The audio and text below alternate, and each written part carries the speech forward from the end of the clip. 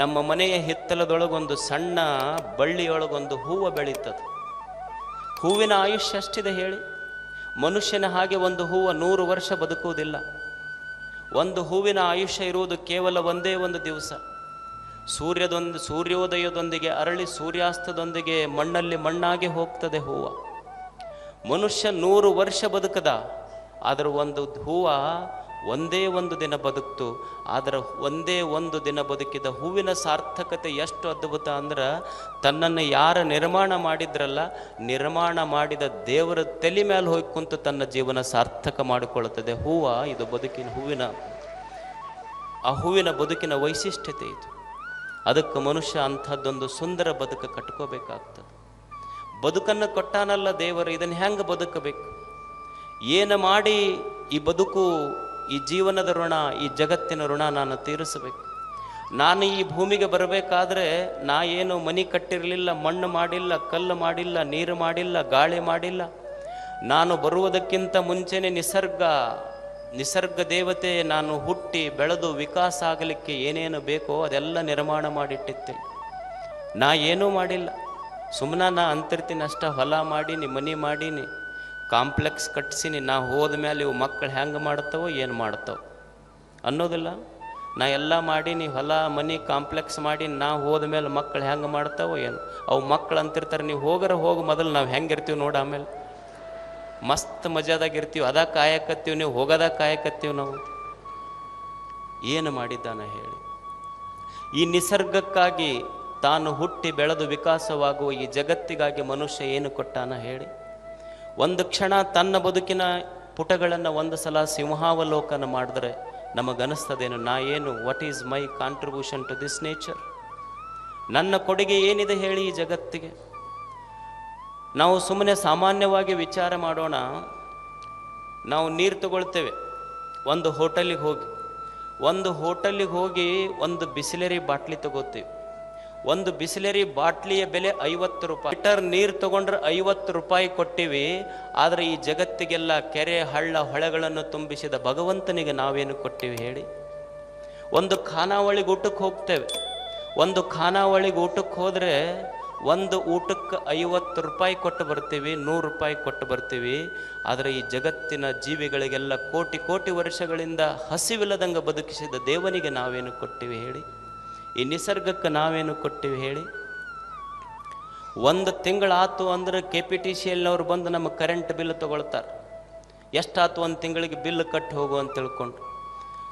ವರ್ಷಗಳಿಂದ ಸೂರ್ಯ ಚಂದ್ರರಂಥ ಆರದ ದೀಪಗಳನ್ನು ಹಚ್ಚಿಟ್ಟ ದೇವರಿಗೆ ನಾವೇನು ಕೊಟ್ಟಿವಿ ಹೇಳಿ. ಬಿಲ್ ಕೇಳ್ಯಾನೇನು ದೇವರು?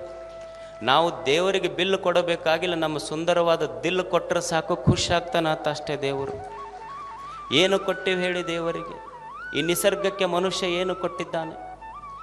ನಾವು ನಮ್ಮ ಸೈಕಲ್ ಇರ್ತದೆ, ಸೈಕಲ್ ಟ್ಯೂಬ್ ಪಂಚರ್ ಆತು ಅಂದ್ರೆ ಅದಕ್ಕೆ ಪಂಚರ್ ತಿದ್ದಿ ಹವಾ ಹಾಕೋನಿಗೆ 5 ರೂಪಾಯಿ ಕೊಟ್ಟು ಬರ್ತೀವೋ ಇಲ್ಲ ಹೇಳಿ. ಒಂದು ಸಾಮಾನ್ಯವಾದ ಸೈಕಲ್ ಟ್ಯೂಬ್ ಪಂಚರ್ ಆದರೆ ಅದನ್ನು ಪಂಚರ್ ತಿದ್ದಿ ಹವಾ ಹಾಕುವವನಿಗೆ 5 ರೂಪಾಯಿ ಕೊಟ್ಟು ಬರ್ತೀವಿ. ಈ ದೇಹ ಅನ್ನುವಂಥ ತೊಗಲಿನ ಒಂದು ಟ್ಯೂಬ್ನೊಳಗೆ ಹವಾ ತುಂಬಿ ಇದನ್ನು ಒಟ್ಟು ಪಂಚರ್ ಆಲಾರ್ದಂಗೆ ನೋಡಿಕೊಂಡನಲ್ಲ, ಅವನಿಗೆ ನಾವೇನು ಕೊಟ್ಟಿವಿ ಹೇಳಿ. ಒಂದು ಕ್ಷಣ ವಿಚಾರ ಮಾಡಬೇಕಲ್ಲ ಮನುಷ್ಯ ಏನು ಜಗತ್ತಿಗೆ ಕೊಟ್ಟಿರುವುದು. ಅದಕ್ಕಾಗಿ ಮನುಷ್ಯ ಪುಣ್ಯ ಕಾರ್ಯಗಳನ್ನು ಮಾಡಬೇಕು. ಈ ಜಗತ್ತಿನಲ್ಲಿ ಹೇಗೆ ಬದುಕಬೇಕು ಅಂದರೆ, ಎಷ್ಟು ಜನ ಬದುಕಿ ಹೋಗಿಲ್ಲೇನು?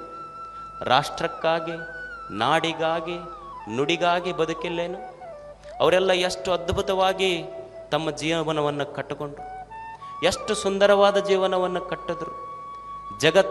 ಜಗತ್ತು ಅವರಿಗೆ ನೆನಪಿಡುವಂಥ ಕೆಲಸಗಳನ್ನು ಮಾಡಿ ಹೋಗಲಿಲ್ಲೇನು? ಸುಮ್ಮನೆ ಸಾಮಾನ್ಯ ಒಬ್ಬ ಭಗತ್ ಸಿಂಗನ ಉದಾಹರಣೆ ತಗೊಳ್ಳಿ ನೀವು. ಈ ರಾಷ್ಟ್ರ ಎಂದು ಭಗತ್ ಸಿಂಗನಂಥ ರಾಷ್ಟ್ರ ಪ್ರೇಮಿಯನ್ನು ಮರಿಲಿಕ್ಕೆ ಸಾಧ್ಯ ಐತೇನೆ ಹೇಳಿ. ಭಗತ್ ಸಿಂಗನಿಗೆ ಅವನಿಗೆ ಯಾವಾಗ ಗಲ್ಲು ಶಿಕ್ಷೆ ಆಯಿತು, he was just 22-23 years old. ಸುಮ್ಮನೆ 22-23 ವರ್ಷದ ಭಗತ್ ಸಿಂಗ್. ಅವನಿಗೆ ಗಲ್ಲಿಗೇರಿಸಲಿಕ್ಕೆ ತಗೊಂಡು ಹೊಂಟಿದ್ರು. ಗಲ್ಲಿಗೇರಿಸಲಿಕ್ಕೆ ತಗೊಂಡು ಹೋಗುವಾಗ ಅವ ನಕ್ಕೊಂತ ಹೊರಟಿದ್ದ. ಅವ ಜೈಲಿನ ಬ್ರಿಟಿಷ್ ಅಧಿಕಾರಿ ಕೇಳ್ತಾನೆ, ನಾವು ನಿನಗೆ ಗಲ್ಲಿಗೇರಿಸ್ಲಿಕ್ಕೆ ತಗೊಂಡು ಹೊಂಟೀವಿ, ನೀವು ನಗಕತ್ತೀಯಲ್ಲ. ಅವಾಗ ಭಗತ್ ಸಿಂಗ್ ಅಂತಾನೆ, you are fortunate to be here. ನೀನು ಭಾಳ ಪುಣ್ಯ ಮಾಡಿ ನೀ ಇಲ್ಲಿರಬೇಕಂದ್ರೆ, ಯಾಕಂದರೆ ಭಾರತದ ರಾಷ್ಟ್ರ ಪ್ರೇಮಿಗಳು ಎಷ್ಟು ಉತ್ಸಾಹದಿಂದ ಸಾವನ್ನು ಅಪ್ಪಿಕೊಳ್ಳಿಕ್ಕೆ ಹೋಗ್ತಾರ ಅನ್ನುವ ನೋಡುವ ದೃಶ್ಯ ನಿನ್ನ ಕಣ್ಣಿಗೆ ಸಿಗ್ತದಲ್ಲ. ವಿದ್ಯಾವತಿ ಭಗತ್ ಸಿಂಗನ ತಾಯಿ ಬರ್ತಾಳೆ. ಯಾವ ಸಂದರ್ಭದಲ್ಲಿ ಅಂದರೆ, ಯಾವ ಸಂದರ್ಭದಲ್ಲಿ ಭಗತ್ ಸಿಂಗ್ ಗಲ್ಲಿಗೆ ಏರ್ಲಿಕ್ಕೆ ಹೊಂಟಿದ್ದ, ಅವಾಗ ಭಗತ್ ಸಿಂಗನ ತಾಯಿ ಬರ್ತಾಳೆ. ಮಗ ನೇಣುಗಂಬಕ್ಕೆ ಏರ್ಲಿಕ್ಕೆ ಹೊಂಟಾಗ ತಾಯಿಯ ಹೃದಯ ಹಾಗಾಗಿರಬಾರದು. ತಾಯಿ ಕಣ್ಣೀರು ಹಾಕ್ಲಿಕ್ಕೆ ಶುರು ಮಾಡುತ್ತಾಳೆ.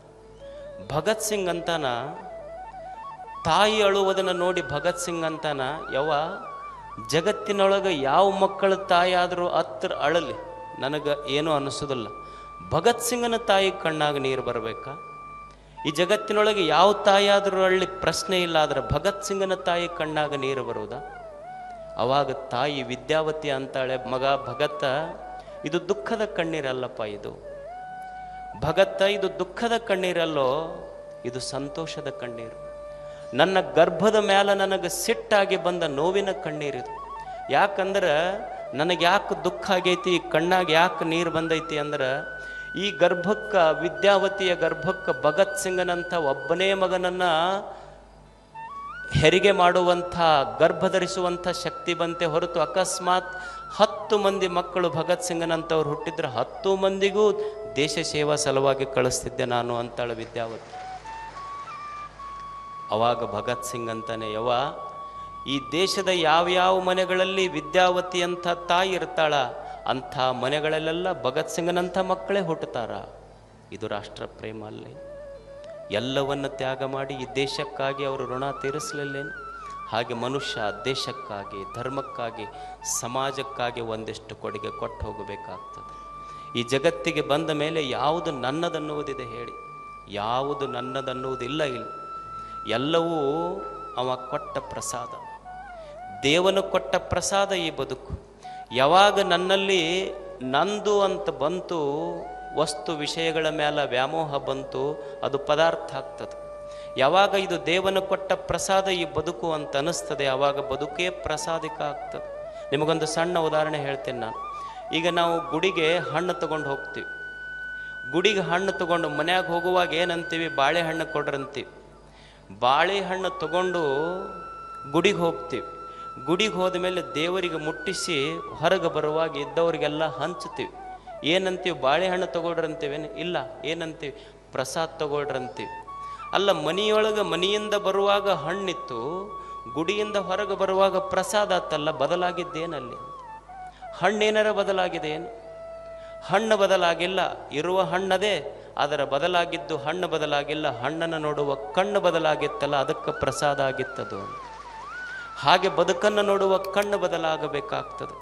ಇಲ್ಲಿ ಯಾವುದು ನಂದಿರೋದಿಲ್ಲ. ಸುಮ್ಮನೆ ಎಷ್ಟು ಮಜಾ ಇರ್ತದೆ ನೋಡಿ. ನೀವು ಸುಮ್ಮನೆ ದೇವ್ರ ಕೂಲ್ಯಾಗ ಹೋದ್ರಿ, ಕೈ ಮುಗಿದು ದೇವರಿಗೆ ಅನ್ಬೇಕಿದೆಲ್ಲ ನಿಂದಪ್ಪ ಅಂತ, ಅವನಿಗೆ ದೇವರಿಗೆ ಸಂತೋಷ ಆಗ್ತದೆ. ಮನ್ಯಾಗ ಬಂದ್ರಿ, ಮನ್ಯಾಗ ಹೆಣ್ಮಕ್ಳಿಗೆ ಅನ್ಬೇಕು, ನಮ್ಮದೇನೂ ಇಲ್ಲರಿ, ಎಲ್ಲ ಅವ್ರದ ಅನ್ಬೇಕು, ಅವ್ರಿಗೆ ಸಂತೋಷ ಆಗ್ತೈತಿ. ನೀವು ಅನ್ನೋದಿಲ್ಲ ಒಮ್ಮೆ, ಮತ್ತು ಇರೋದು ಅವ್ರದ್ದೇ ಇರ್ತೈತಿ, ನಿಮ್ದೇನೂ ನಡೀದೂ ಇಲ್ಲ, ಎಲ್ಲ ಅವ್ರದ್ದು ಅನ್ಬೇಕು, ಅವ್ರಿಗೆ ಸಂತೋಷ ಆಗ್ತೈತಿ.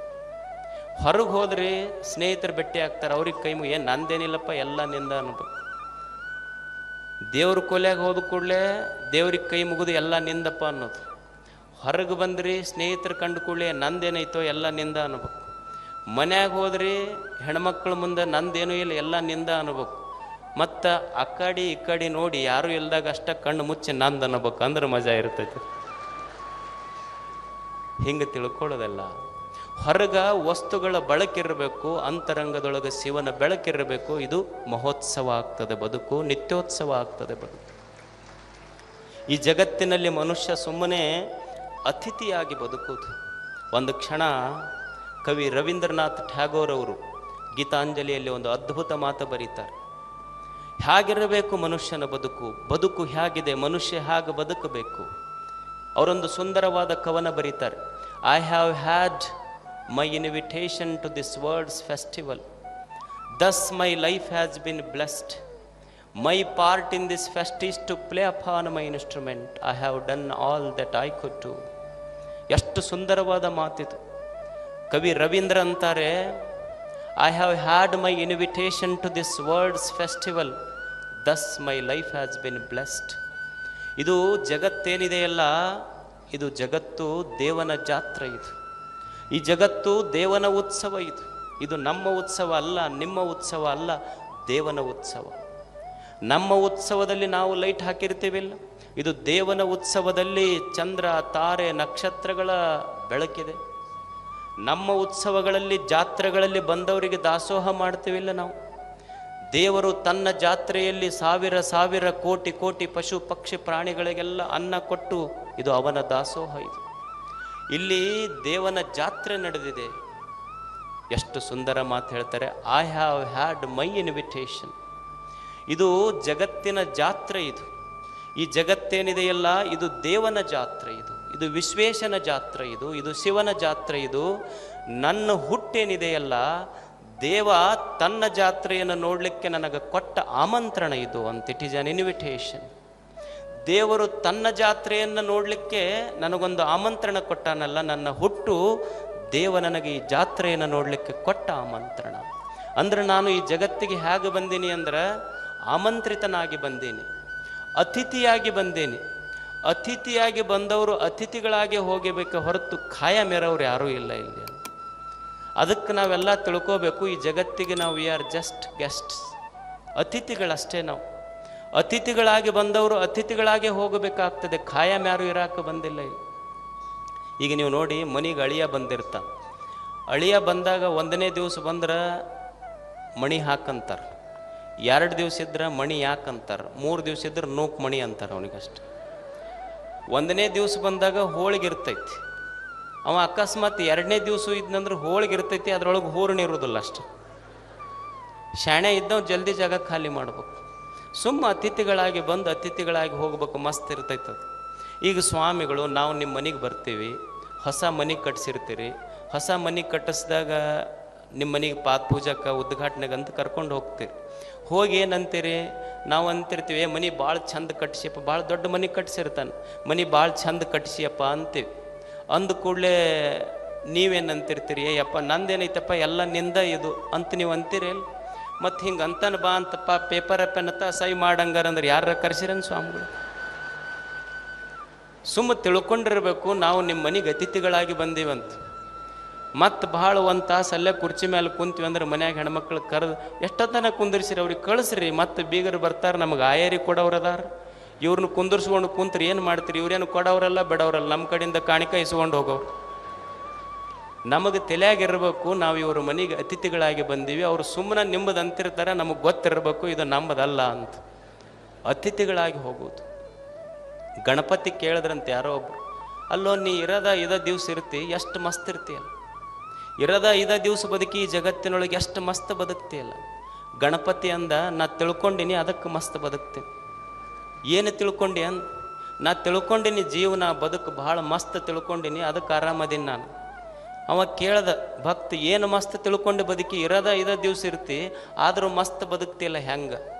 ನಾ ಜೀವನ ಚಂದ ತಿಳ್ಕೊಂಡಿನಿ ಅಂದ. ಏನು ತಿಳ್ಕೊಂಡಿನಂದ್ರೆ, ನನಗೆ ಯಾರು ಇವತ್ತು ಎತ್ತಿ ಮೆರೆಸಾಕತ್ತಾರ ಅವರ ಒಂದು ದಿವಸ ಹೊತ್ತಿ ಒಗದು ಮುಳುಗಿಸ್ತಾರ ಅಂತ ತಿಳ್ಕೊಂಡಿನಿ, ಅದಕ್ಕೆ ಆರಾಮದೀನಿ. ನಮ್ಮನ್ನು ಯಾರು ಎತ್ತಿ ಮೆರೆಸ್ತಾರ ಅವರ ಒಂದು ದಿವಸ ಹೊತ್ತಿ ಒಗಿತಾರ ಅಂತ ತಿಳ್ಕೊಂಡಿವಿ ನಾವು, ಅದಕ್ಕೆ ಆರಾಮದೀವಿ ನಾವು. ತಿಳ್ಕೊಳ್ಳೋದಷ್ಟೇ ಜೀವನದೊಳಗೆ. ಸುಮ್ಮ ಅತಿಥಿಗಳಾಗಿ ಬಂದು ಅತಿಥಿಗಳಾಗಿ ಹೋಗಬೇಕಾಗ್ತದೆ. My part in this fest is to play upon my instrument. My part in this fest is to play upon my instrument. I have done all that I could do. ಈ ಜಗತ್ತಿಗೆ ಭಾಳ ಸುಂದರ ಮಾತಂತಾನೆ ರವೀಂದ್ರ. ನಾವೆಲ್ಲ ಕಲಾವಿದರಾಗಿ ಬಂದೀವಿ, ನಾವೆಲ್ಲ ಕಲೆಗಾರರಾಗಿ ಬಂದೀವಿ. ಸನ್ಯಾಸಿ ನನ್ನದು ಒಂದು ಹಾಡು, ನಾವೆಲ್ಲ ಹಾಡುಗಾರರಾಗಿ ಜಗತ್ತಿಗೆ ಬಂದೀವಿ. ನನ್ನ ಹಾಡನ್ನು ಸರಿಗೆ ಹಾಡಬೇಕು. ಜನಪ್ರತಿನಿಧಿಗಳದಾರೆ, ಅವ್ರ ಹಾಡು ಅವರು ಸರಿಗೆ ಹಾಡಬೇಕು. ಅವರು ಯಾಕೆ ಕೆಲಸ ಮಾಡಬೇಕು ಅಂದ್ರೆ, ಅವ್ರ ಕೆಲಸ ಹೆಂಗಿರಬೇಕು ಅಂದ್ರೆ, ನೆಕ್ಸ್ಟ್ ಎಲೆಕ್ಷನ್ನಿಗೆ ಅವ್ರ ತಲೆಯಾಗಿರಬಾರ್ದು, ನೆಕ್ಸ್ಟ್ ಜನ್ರೇಷನ್ ಅವ್ರ ತಲೆಯಾಗಿರ್ಬೇಕು. ಅವ್ರ ಹಾಡು ಸರಿಗೆ ಹಾಡ್ದಂಗೆ ಆಗ್ತದೆ. ಒಬ್ಬ ರೈತ ಇರ್ತಾನೆ, ಅವ ತನ್ನ ಹಾಡು ಸರಿಗೆ ಹಾಡು ಹೋಗ್ಬೇಕಾಗ್ತದೆ, ಕಷ್ಟಪಟ್ಟು ದುಡಿಬೇಕಾಗ್ತದೆ. ಭೂಮಿ ತಾಯಿಗೆ ಯಾವಾಗ ಸಂತೃಪ್ತಿ ಆಗ್ತದಂದ್ರೆ, ಲಕ್ಷಾಂತರ ಮಳೆಯ ಹನಿಗಳು ಈ ಭೂಮಿ ಮೇಲೆ ಬಿದ್ದರೂ ಭೂಮಿ ತಾಯಿಗೆ ತೃಪ್ತಿ ಆಗೋದಿಲ್ಲ. ಭೂಮಿ ತಾಯಿ ಯಾವಾಗ ತೃಪ್ತಳಾಗ್ತಾಳ ಅಂದ್ರೆ, ಲಕ್ಷಾಂತರ ಮಳೆಯ ಹನಿಗಾಗಿ ಭೂಮಿ ತಾಯಿ ಕಾಯುವುದಿಲ್ಲ. ಭೂಮಿ ತಾಯಿ ಕಾಯುವುದು, ಭೂಮಿ ತಾಯಿ ತೃಪ್ತಳಾಗುವುದು ತನ್ನ ಹಿರಿಯ ಮಗ ರೈತನ 2 ಬೆವರಿನ ಹನಿ ನೆಲಕ್ಕೆ ಬಿದ್ದರೆ ಸಾಕು, ಭೂಮಿ ತಾಯಿ ತೃಪ್ತಳಾಗ್ತಾಳೆ.